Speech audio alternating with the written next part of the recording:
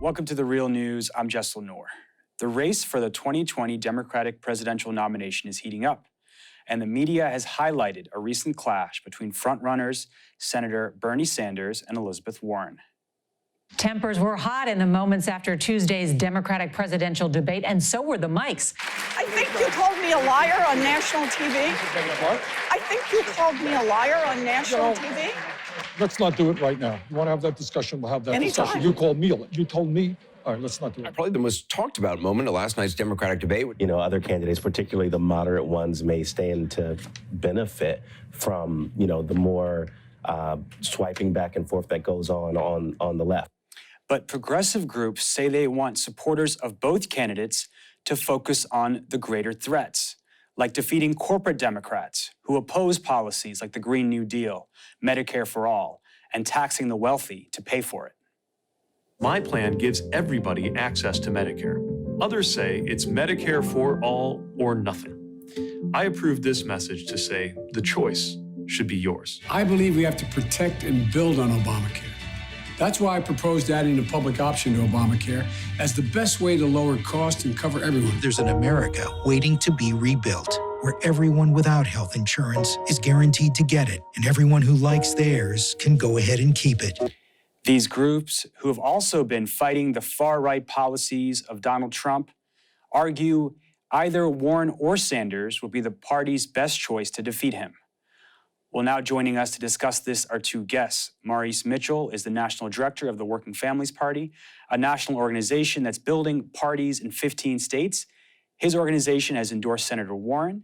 And we have Jennifer Epps-Addison, co-executive director of the Center for Popular Democracy Action, a coalition of groups in 34 states, Puerto Rico and DC, with hundreds of thousands of members, and they have endorsed Senator Sanders. Thank you both for joining us.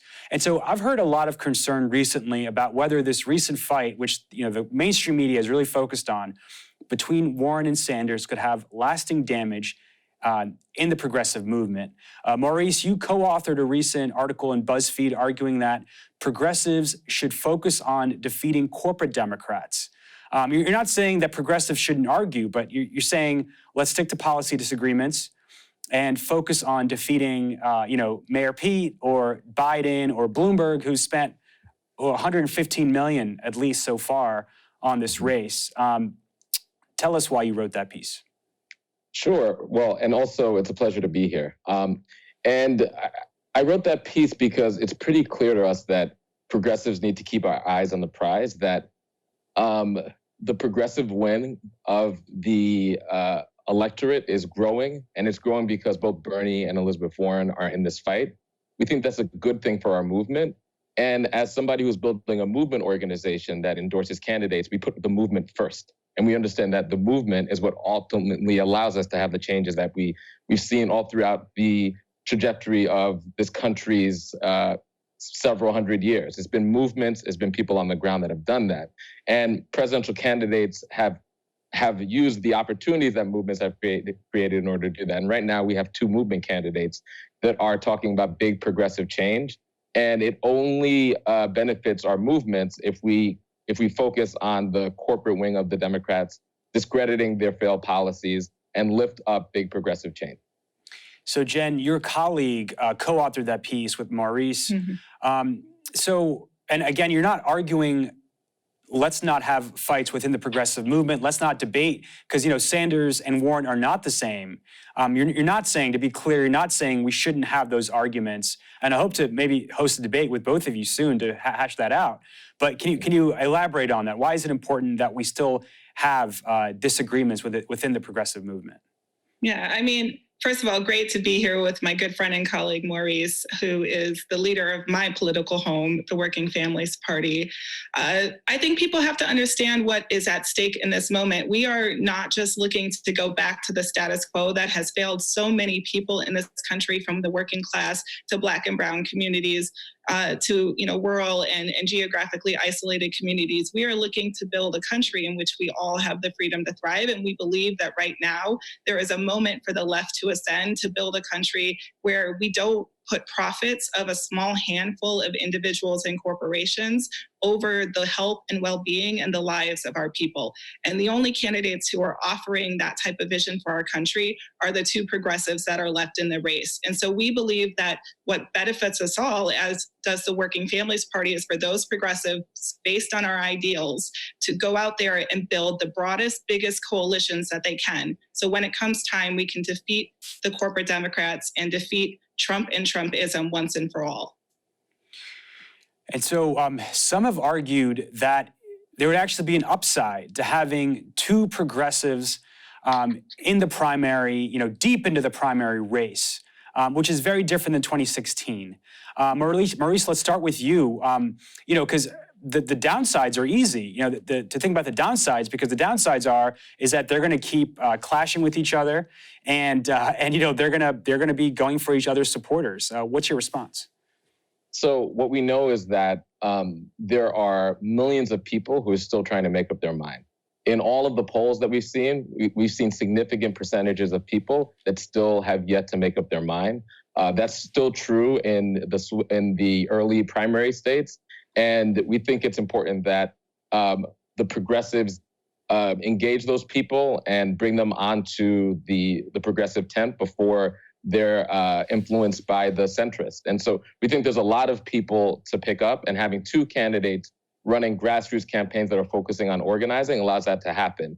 And both of these candidates are lifting up progressive values and doing it in different ways and have different appeals. So we feel like that just grows the tent in bigger ways. And each of them are building grassroots armies and coalitions that are distinct. And we think that that's a good thing.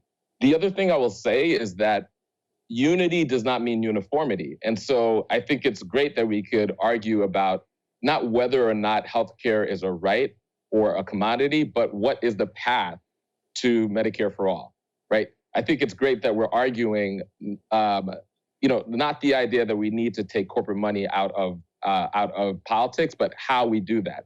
And so when you have multiple progressives in the race, we could actually challenge ourselves to achieve the greatest outcomes, but actually settle the debate on these fundamental questions about whether or not the economy and the democracy should work for everyday people. And Jen, I wanted you to respond to that as well.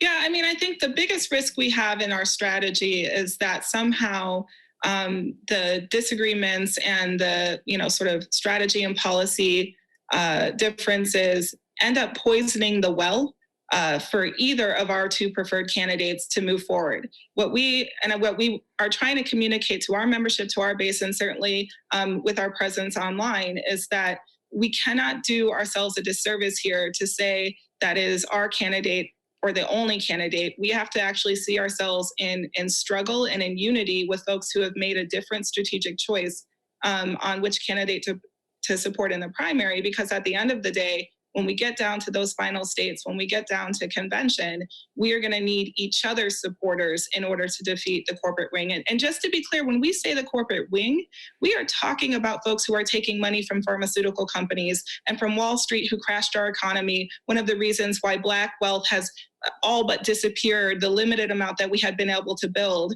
has all but disappeared in the last decade.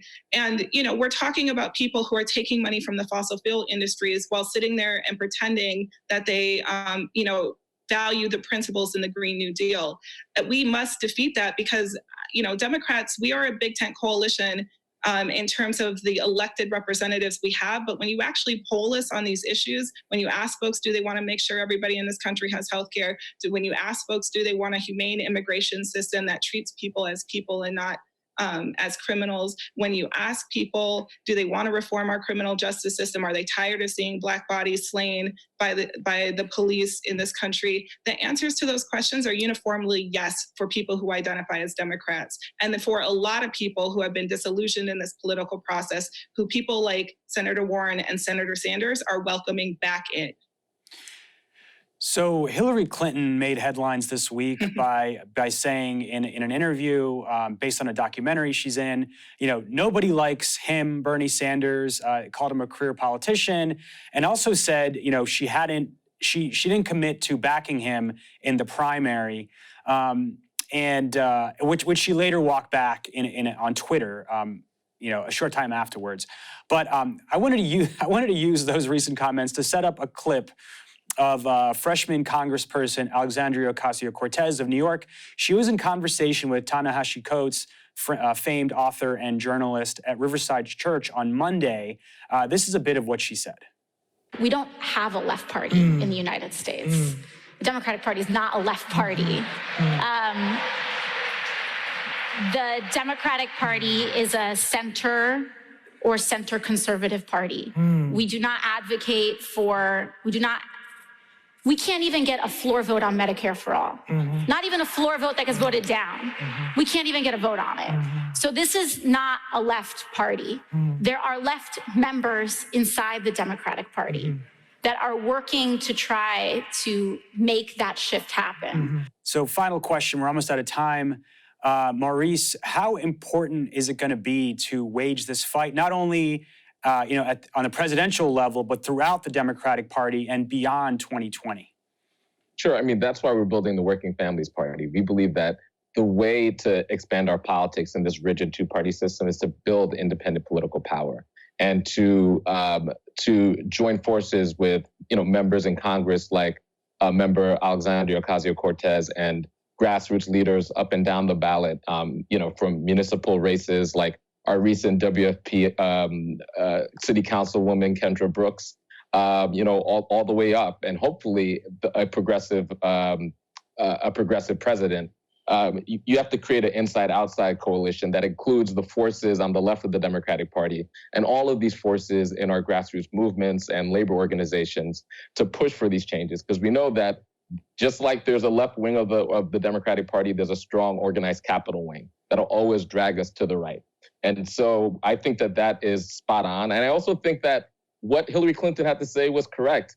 People in Washington are afraid of true progressives like Bernie Sanders. That's why we endorsed him last cycle. That's why we are very supportive of his movement this cycle, even though we've endorsed Elizabeth Warren. And that's the reason why so many people have embraced him and that big, bold, progressive change that both him and Elizabeth Warren have been championing. All right, Jen, we'll give you the last word. Well, I would just say I like that quote from AOC, but I like the one more where she talks about that the party, we are not dragging the party left, we're bringing the party home. And the reality is the millions and millions of people who make up the voting base of the Democratic Party are with us on the issues, are with Senator Warren and Senator Sanders on the issues. What we have to do is actually inspire them to believe that a better world is possible and that they can actually achieve it through their political participation. And so that's why we need a candidate who not just represents policies and ideas, but who brings a movement of people willing to put their time, energy, and hard-earned dollars on the line to help elect that candidate president. And we don't see that happening for any of the corporate Democrats. We see it with candidates who are movement candidates like Senator Warren and Senator Sanders. We want to thank you both for joining us. Jennifer Epps-Addison, co-executive director of the Center for Popular Democracy Action, who has endorsed Senator Sanders, and Maurice Mitchell, national director of the Working Families Party, who have endorsed Senator Warren. Thank you so much for joining us. Thank you. It's good to be here. Thank you for joining us at the Real News Network.